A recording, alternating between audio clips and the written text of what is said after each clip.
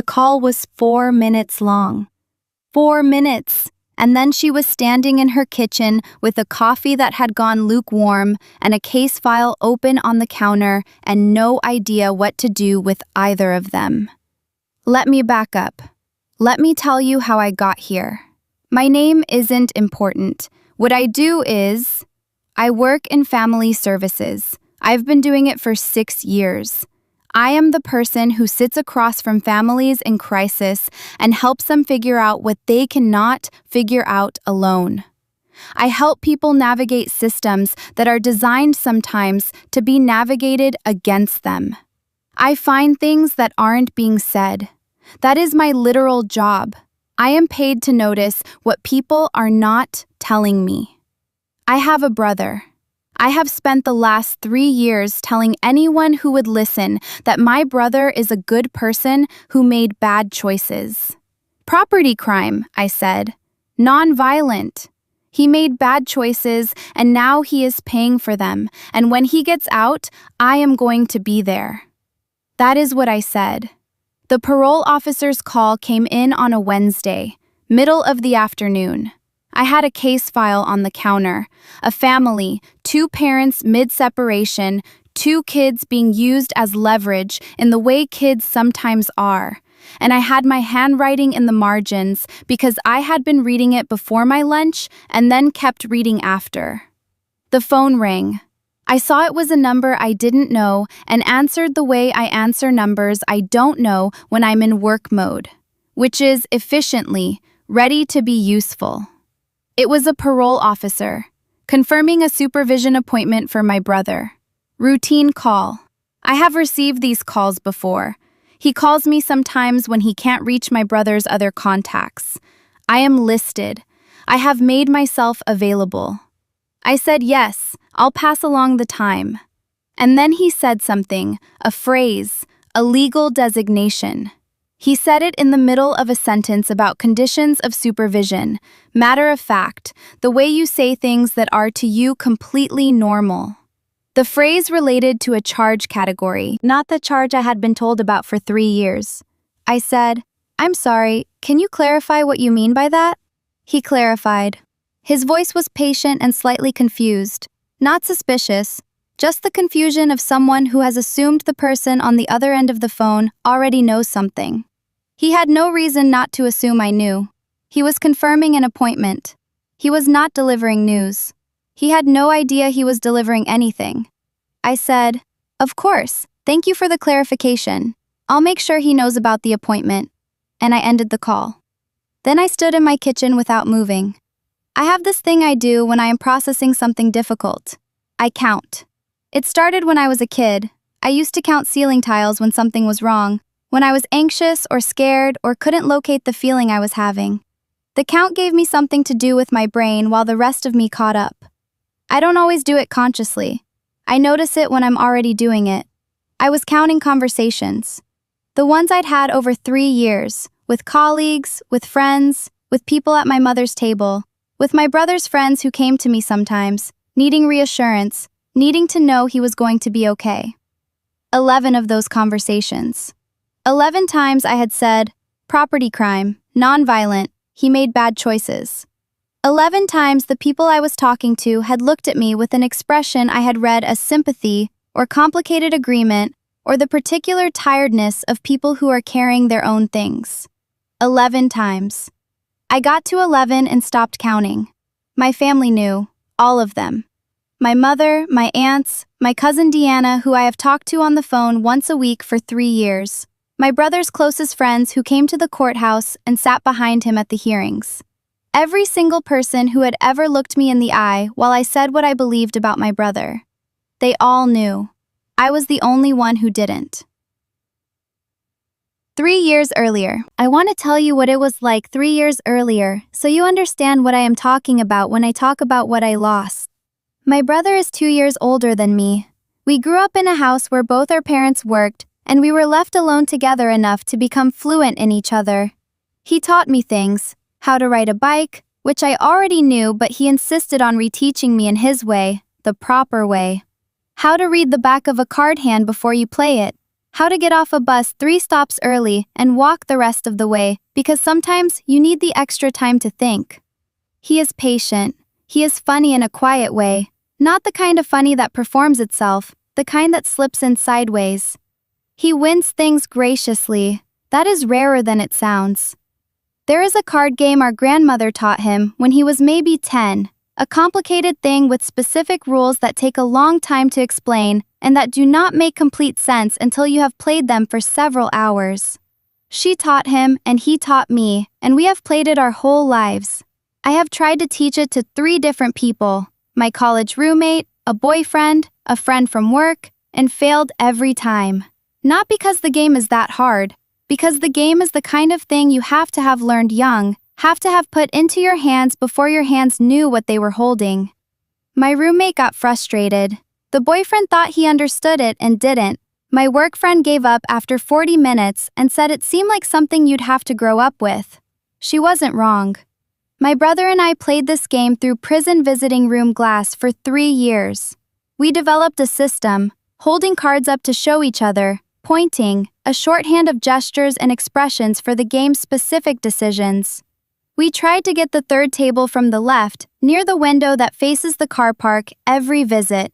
We usually got it. When we didn't, when some other family had it, we settled for the 2nd one over, and it was slightly worse because the light was different, and it affected how you could read the other person's cards in the reflection. 36 visits. I logged them.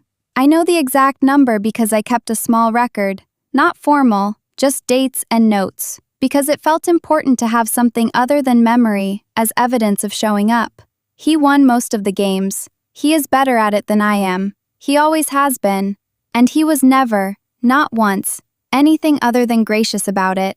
He would put the cards down and sort of tilt his head, like he was mildly surprised the outcome had gone his way, like it could easily have been different.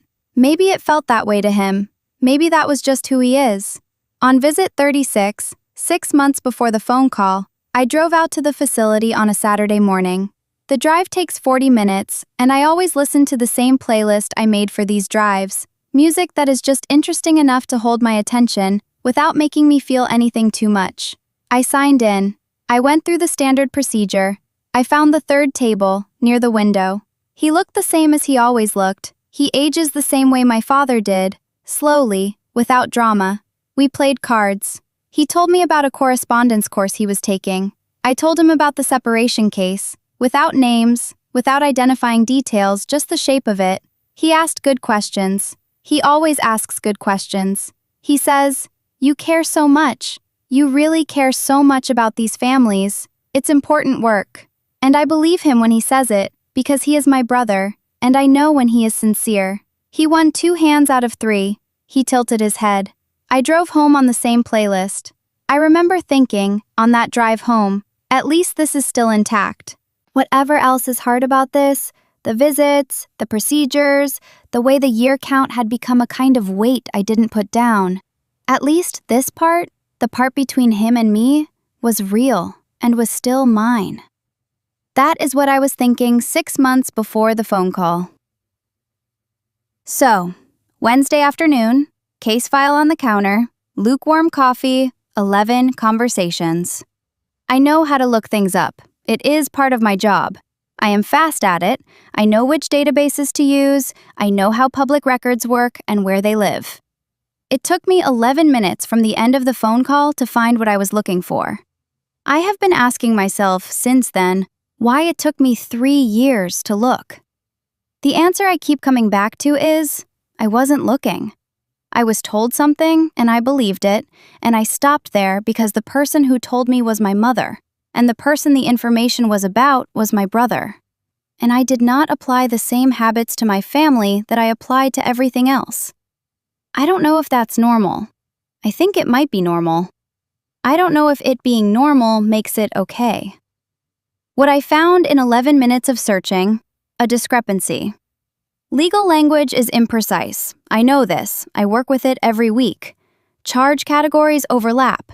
What a parole officer flags is not always what appears on the original conviction document. I told myself this. I told myself it carefully, walking through each part of the argument, making sure each step held. Then I read the document again. The step did not hold. I put my phone face down on the counter and went and stood by the kitchen window. The street outside was doing its ordinary afternoon thing. A woman with a dog, a delivery driver. The light was the specific kind of mid-afternoon light that falls differently in October than any other month.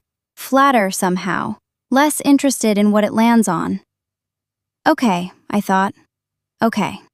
Think. The parole officer used a specific designation. That designation applies to a specific charge category. That charge category does not map onto what I was told 3 years ago. It maps onto something different. Something I would describe differently if I were filing paperwork on a case at work. There is an explanation, I told myself. I work in a social services office. Legal language is imprecise. I do not have the complete picture. Then I thought, I have never tried to get the complete picture. In 3 years, I have never tried to get the complete picture. I left the case file on the counter. I called my mother. My mother is a person who has never, in my experience, been caught off guard. She anticipates, she prepares. She enters every significant conversation having already considered how it might go and what the exits are. This is a quality I admire in her. I think I learned some version of it from watching her. But it means that when you're talking to her, you are always also talking to the version of the conversation she ran in her head first. I called her at 7 that evening. I had spent the afternoon at my desk reading the case file I was supposed to be reading none of it, going back to my phone, putting my phone down.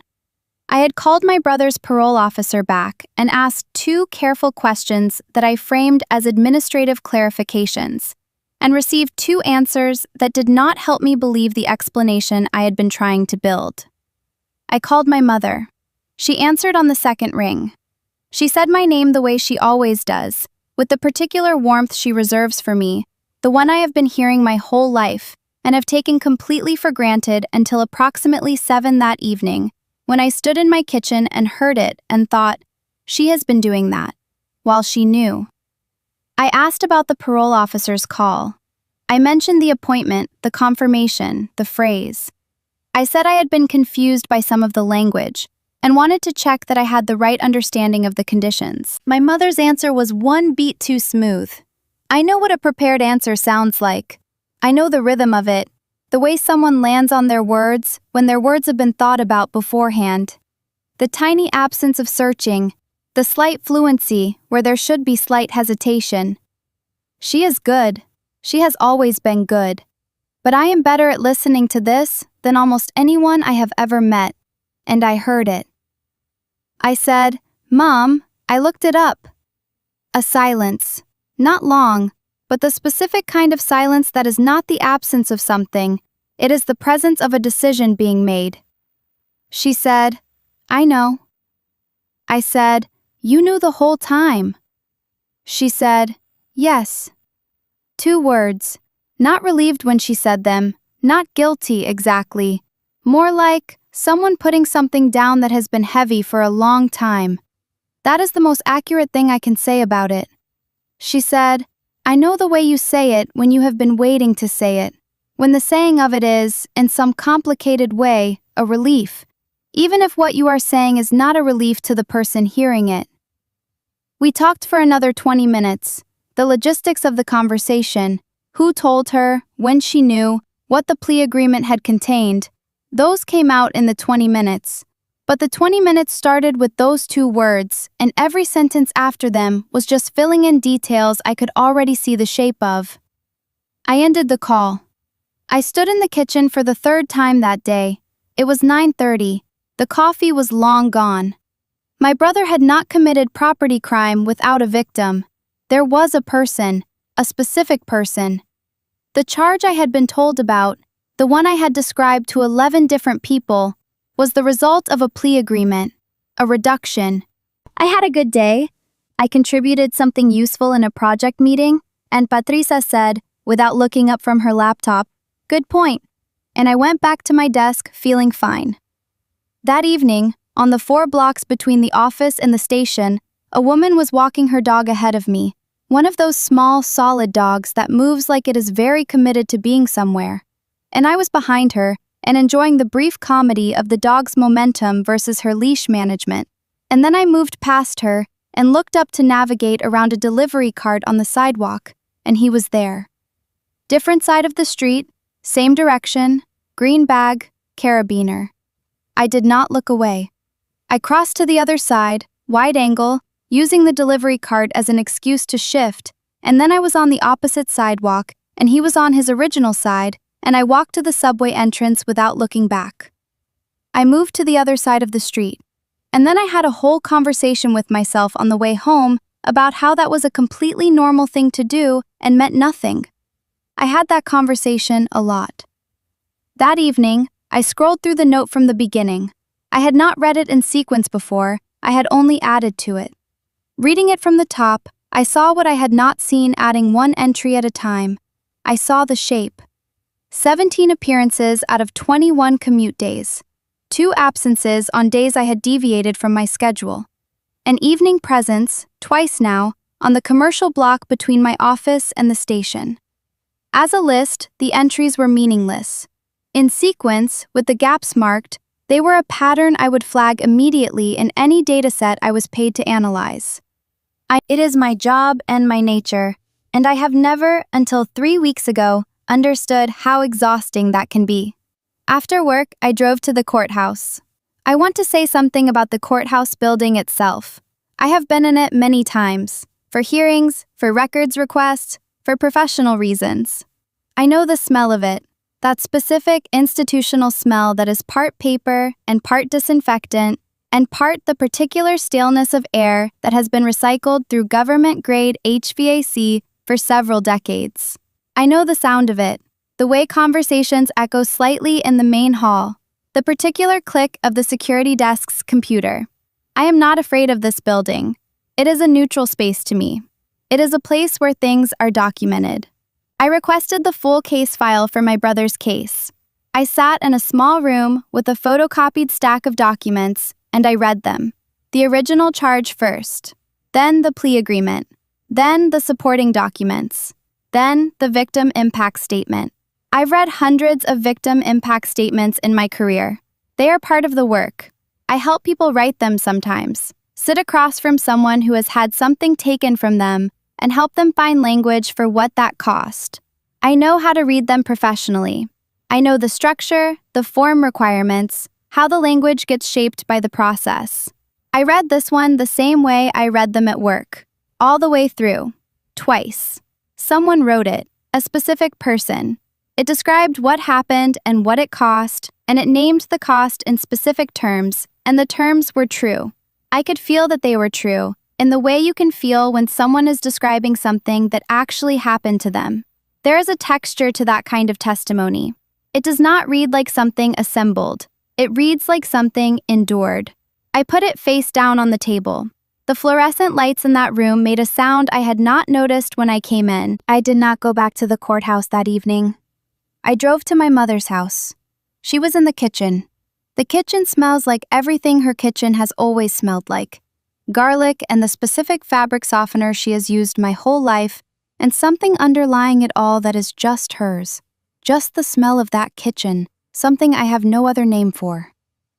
She was making dinner. She turned when I came in. I have a key to my mother's house. I have always had a key. She gave me one when I moved out at 18 and said, "This is always your house." I have used the key for 29 years without thinking about what it meant that she gave it to me. Last night I thought about it on the drive over. I thought about it again when I put the key in the lock.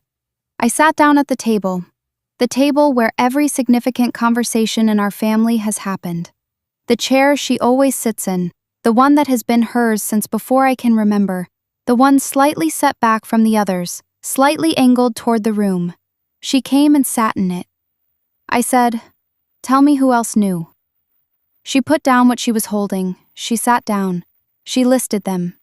My mother, my Aunt Patricia, my Aunt Rose, my cousin Deanna, who calls me once a week, 3 of my brother's friends, his attorney, obviously. I said, "Was there a conversation? Did you all agree?" She said it wasn't exactly like that. It happened more gradually. My brother had told her, she had told my aunts, and then there was a general understanding, and then the hearings happened, and everyone maintained the understanding. I said, a general understanding that I should be lied to? She said, we didn't lie to you. I said, you told me it was property crime. She said, it was in the charge was property. I said, Mom. She looked at her hands. I said, Deanna calls me every week. She called me last Tuesday. I told her I was looking forward to Marcus getting out in 8 months. I told her I was planning something for when he gets out. A dinner. I was telling her about a dinner I was planning. She said it sounded great. She asked what restaurant. My mother did not say anything. I said, what did you think was going to happen? When he got out? When we were all at the same table? What was the plan?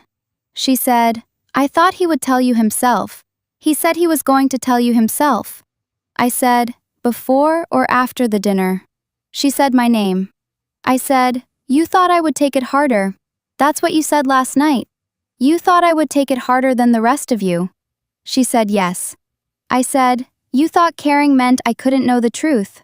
She didn't answer. Not because she had nothing to say, because there was no version of an answer that worked and she knew it.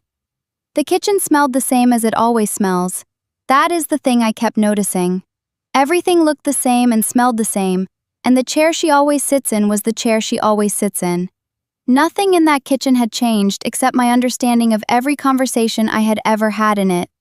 I counted 11. I had counted 11 conversations. But sitting at that table, I started counting differently.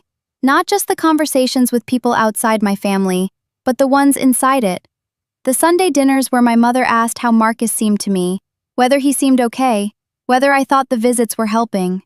The phone calls with Deanna where she asked how I was holding up, and I said I was holding up fine. It was hard, but I was managing. I was good at managing. The time my Aunt Rose sat across from me at a family gathering and said she didn't know how I did it, showed up like that every month. She said she admired me. She admired me. She knew. She sat across from me and said she admired me. I sat at my mother's table and I did not fall apart. I want to be clear about that because I think it matters. I am 37 days out from the phone call and I have not fallen apart. I have been managing it. Carefully, in the way I manage things. But I am telling you, the cost of managing things is that they are still there when you set them down. There is a parking lot outside the courthouse. I ended up there later that week on a Thursday evening. Not for any specific reason. I had come back to the courthouse for a records follow-up, administrative, and then it was 9 at night and I was sitting in my car in the parking lot and the building was still lit up inside. That light. The institutional yellow of a building that runs on electricity that doesn't come from anyone's choice, that just runs. The courthouse was going to be lit up on Thursday evening whether I was in the parking lot or not. It was going to be lit up on Friday and Saturday and the next week and the week after that. The documents I read were going to stay in that file room whether I came back or not. I was thinking about the victim impact statement. I have helped people write those statements. I have sat across from people in the worst periods of their lives and helped them put into language what happened to them and what it cost. I believe in that work.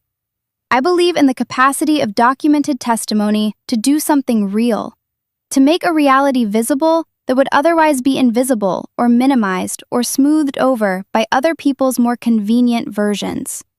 That is what I believe. That is what I go to work believing every day. For 3 years, I have been, in various conversations, contributing to a more convenient version. I know I did not know. Not knowing is real. It is not a fiction I am constructing for myself. The information was withheld from me. I could not have known what I had not been told. But I contributed. I used his situation as professional evidence. Not with names, not with identifying details, but more than once, I sat across from a colleague and said something like, "My own brother is in the system, and he is not a violent person. He made bad choices. Circumstances shape choices. The charge is not the person." I said that. in a professional context, based on incomplete information that everyone around me knew was incomplete. And someone, the person who wrote that statement, who sat down and described what happened to them and submitted it to a legal process, that person's reality existed the entire time I was saying those things. Their cost was real the entire time. I was not erasing it intentionally. I was not erasing it at all in my own mind. But I was part of a pattern of being given a version of events and using that version. And the pattern has a victim. And I knew the victim's existence was real because I read their words. I stayed in the parking lot until the lights in the courthouse went off. That was the thing that made me start the car. Not a decision, just the dark. Then I drove home. I want to talk about who I thought I was. This is the part I have not been able to talk to anyone about, because it requires saying something that sounds either melodramatic or self-pitying, and it is neither. Or I am trying to make it neither. But you're not someone I know, and I can't tell anyone I know. So, I have spent my career being good at something specific. I don't accept the version I'm given. When a family comes to me in crisis, there is always a version on offer. A parent's version, a child's account, an institution's documentation. And my job is to hold all the versions at once without collapsing into any one of them, and to find the thing in the space between them that is actually true. I am good at this. My supervisor has told me I am good at this. My colleagues come to me when they can't find the thread. I have found threads that were very well hidden. I did not look for the thread in my own family. I took the version I was given. I took it because the person giving it was my mother, and because the subject was my brother, and because I was already doing something hard, visiting, showing up, maintaining the relationship through glass and bad lighting and institutional smells, and the version I had was the version that made the hard thing possible. If I had known the truth, visiting would have been more complicated. If I had known the truth, the card game and the gracious losing and the clean feeling drive home would have been different. Maybe I didn't want to know. I have been sitting with that. I don't think it's entirely true. I think if anyone had told me, I would have found a way to continue. I am someone who has a high tolerance for complicated truths. I do not need things to be simple. I have never needed my brother to be a simple person. But I have needed him to be the person I was told he was. And those two things are not the same, and I think I was confusing them. And then there is the professional thing, the thing that lives underneath the personal thing and is harder to put down. I have built my understanding of how systems work around the idea that the person in the system is not always who the charge says they are. That the charge is a reduction, that it does not contain the full human reality. I have said this so many times it has become something I believe in my body, not just my mind. I have been right about it most of the time. In most cases, the person in the system is more complicated than the documentation. My brother is more complicated than the documentation. He is also more accurately represented by it than I knew. Both of these things are true. I am trying to hold both. The thing I cannot move past is the question of why I didn't look. Not the people who misled me. I can understand them, I can be angry at them, I can hold them responsible and still understand the human logic that led them there. But myself, why did I not look? I look at everything else. I sat in a parking lot and held that question. I did not get an answer. I think the answer might take a while. I think the answer might be what therapy is for. 2 weeks after the courthouse, so 3 weeks after the phone call, my brother called. He calls once a month, a scheduled call from the facility. I have answered every one of them for 3 years. When this one came in, I sat with the phone in my hand for the 4 rings before I picked up. I almost didn't. I picked up. He knew something had changed. I could tell he knew because of the way he was careful. There is a texture to a careful conversation, a slight front-loading of small, safe things, a slightly longer than normal pause before the subjects that might be difficult. I know his voice. 36 visits and 3 years of calls. I know his voice the way you know the voice of someone who has been part of your specific sound landscape your entire life. He said, "Mom told me you found out." I said, "Yes." He said, "I wanted to tell you myself. I was going to tell you when I got out. When I could tell you properly, face to face, not through glass. I thought." I said, "Don't tell me what you thought." A silence. Not hostile, just the silence of someone accepting the correction. He said, "I'm sorry." I said, "I know." And then neither of us said anything.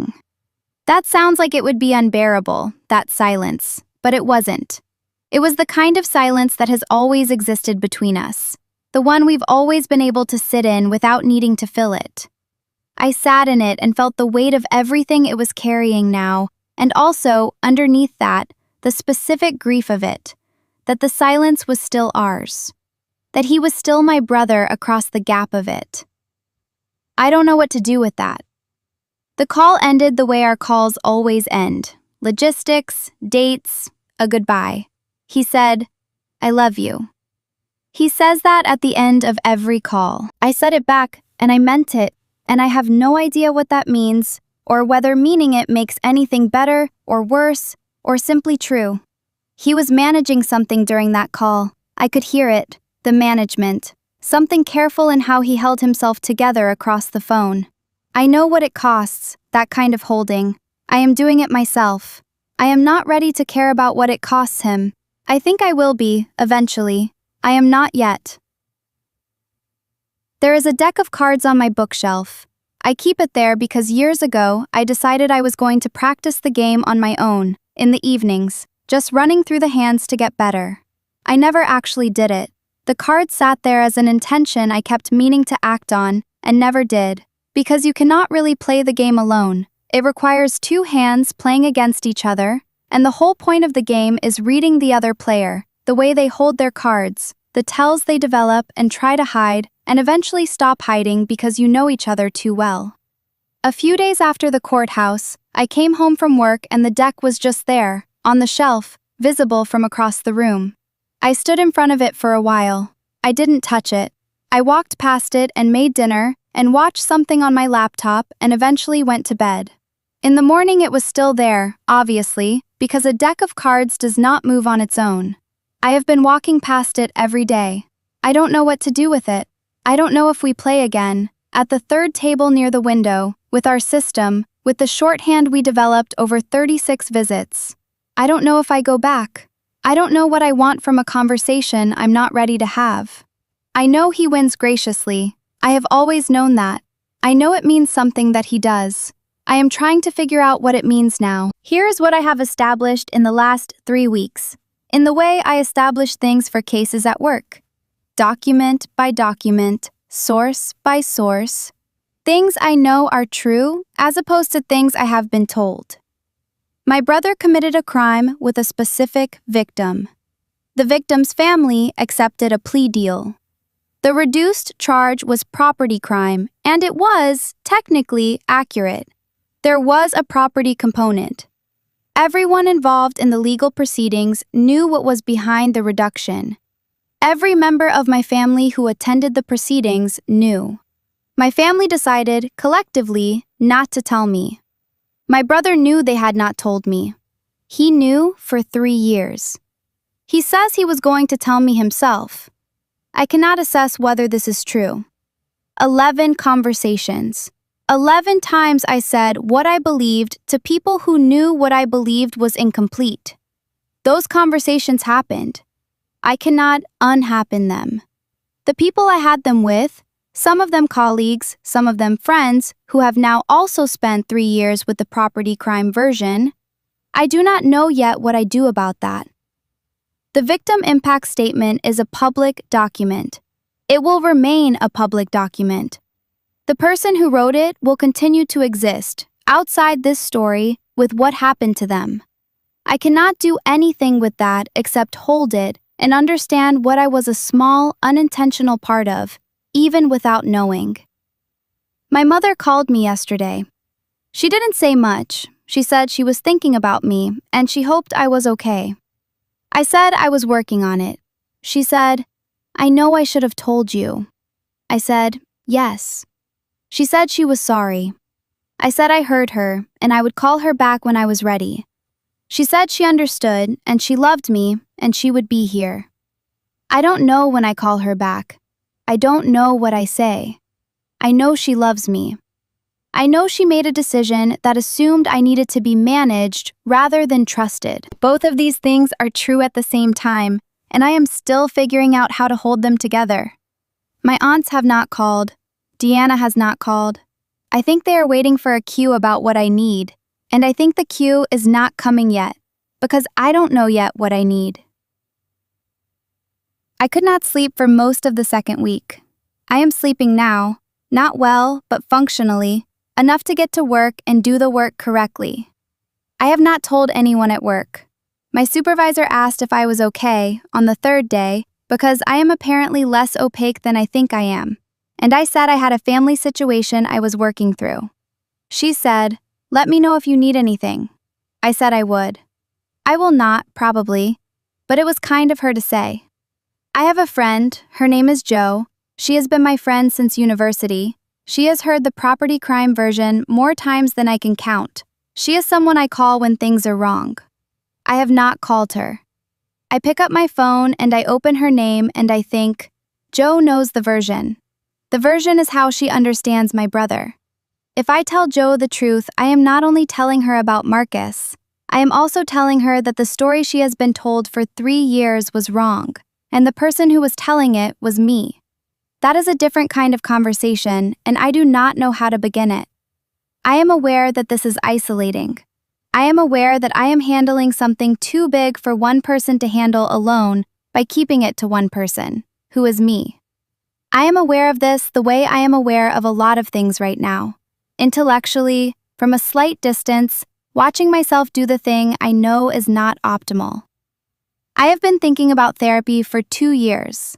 Not in an urgent way, in the way you think about things you know you should do and keep not doing because they are not yet on fire. The last 3 weeks have been on fire. A colleague, not on my team, someone I know less well, enough that there is useful distance there, mentioned her therapist to me about a year ago, gave me the name without pushing it. I kept the name in my phone under a contact I had labeled with the woman's name, Dr. Fenwick, and her number. I looked at it a few times and didn't call. Last Friday, I called. She had an opening on Tuesday. I took it. The waiting room is gray. Not depressingly gray, just the particular gray of furniture that is chosen to be unobtrusive and comfortable and does not commit to anything.